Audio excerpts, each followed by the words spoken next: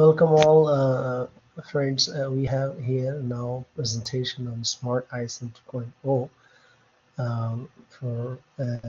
for fuzzy interpretive structural modeling using Singleton fuzzy number, the approach which I mentioned in my research article. So we'll go to it. Firstly, I would like to thank all my friends, colleagues, and practitioners around the world who have used this software and make it a very successful software. And we can see the statistics here, which is like almost 67,000 models in 96 countries. And also the citations are following up with 94 citations. So thanks a lot. So we'll touch upon ISM and MAC fuzzy basics and this approach and the case of digital transformation, demonstration of the software, and how you can draw using PowerPoint defined model, and some of the resources and references. So we know ISM and make is a procedural technique. We have several steps in there, starting from having the constructs and all elements or variables or CSS, whatever you want to call it. And then we have decision makers who provide us their input, which compares two variables in pairwise comparison and produce an adjacency matrix. And then we go on and convert that into structural self-interaction matrix. We call it SSIM, which is a binding matrix. Then we make reachability and final reachability metrics, and then we partition the variables into certain levels so that we can make a hierarchical model, and then we make conical metrics for the digraph.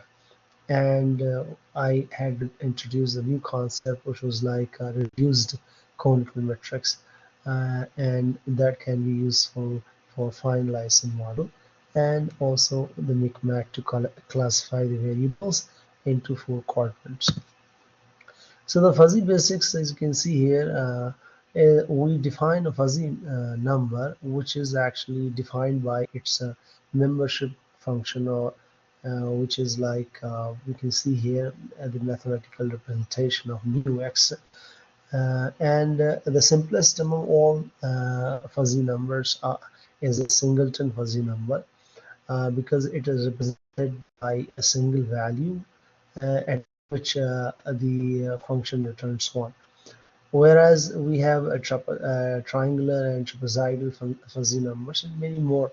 So, but I have focused on this singleton fuzzy number because it makes kind of easy migration from traditional to the fuzzy environment, and with much more flexibility. So the fuzzy basics, because in the singleton fuzzy numbers, you have simply the membership function. First equation defines that, and adding two fuzzy numbers is simply adding their crisp values, because they are singleton, they don't have multiple values. And also the multiplication or multiplying constant or taking inverse, all these things are very simple for the singleton fuzzy numbers. Then we move on to this approach, which is using singleton fuzzy number and fuzzy transitive closure. So in this, first of all, there is also a concept of linguistic term in fuzzy environment, and there are several linguistic terms we can use, like to define the relationship between the two variables, and then accordingly you can associate singleton fuzzy number. In our case, singleton fuzzy number, I have defined it between 0 to 1 with 0.01 increment. So it is like 100 fuzzy numbers between 0 and 1. So in this case, linguistic term for specifically the singleton fuzzy number will not really be very significant. But yes, in triangular or trapezoidal cases, that's more significant. Here we can directly choose the values between 0 and 1. Okay, but if you work with the linguistic term like high or low association or something like that, so it'll be easier for the decision makers to first work with the linguistic term, and then you can map the linguistic terms to the range of values. Okay, so first we have adjacency matrix here. We compare two variables and we make it, and then we go on to define the fuzzy transitive closure, which is like using max-min fuzzy matrix multiplication concept. And the details of the steps are mentioned here. You can see it here. Also, the binary conversion from fuzzy to binary, we use the cutoff coefficient alpha with the convenient value of 0.5, and we can get the binary matrix of reachability matrix, and we can go into our traditional methodology of ISM. But before that, in fuzzy environment also we can get the fuzzy micmac using this fuzzy RM. So this fuzzy micmac and also the traditional micmac will be good to compare the results. So this is the case here. I have taken some critical success factors. The list is mentioned here, and I'll show you how you can use it. So we'll go. This is the link where I have put this new version, so you can always get this. I'll mention this also in this in the box down. But before that, let me just share the window of this. Okay, share this for the portal. Uh, so we have here, okay, so I hope you see it. Yes, it's visible here. So in this I have mentioned the reference as well as usual, and I expect you to cite our paper. I'll be very thankful. And DOI is also mentioned, so you can read the whole paper and many other approaches in there. So here we go on to this link, which is given here for fuzzy micmac. So it's very easy, and you'll find it easier than the my previous version. So here, for example, I have 12 variables. Okay, and I have also mentioned these variables in my Excel. I have given this also a support file for you to work. For example, I have this 12, so I'll paste it here.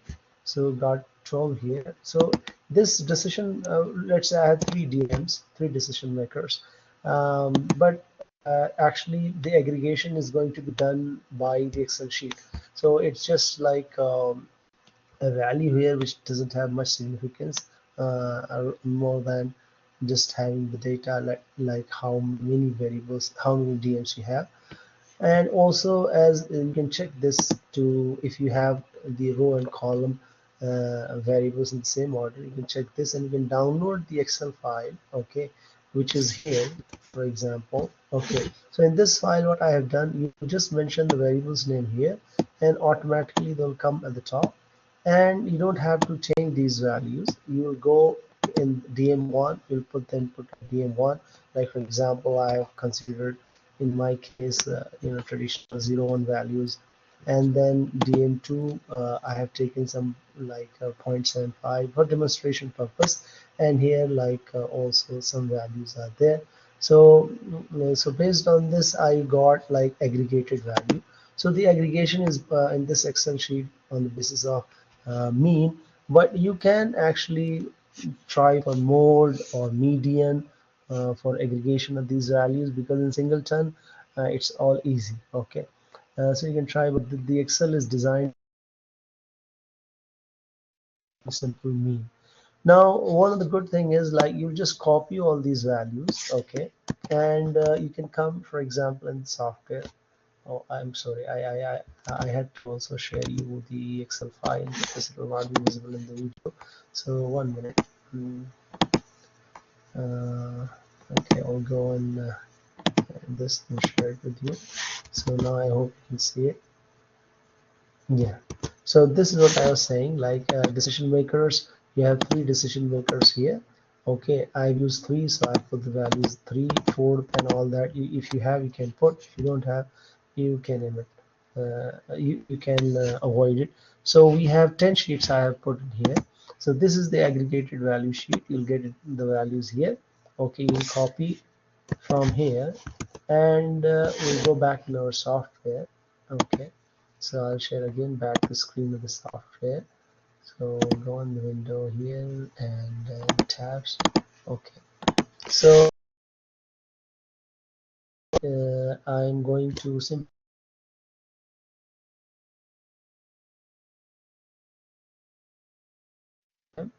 for generating this SIM. So okay, fine. So we've got this matrix here. Okay. By default, diagonal will remain 0 here. Okay, we'll have to define. So you can do manually as well, like define all these values, but it's going to be very painful.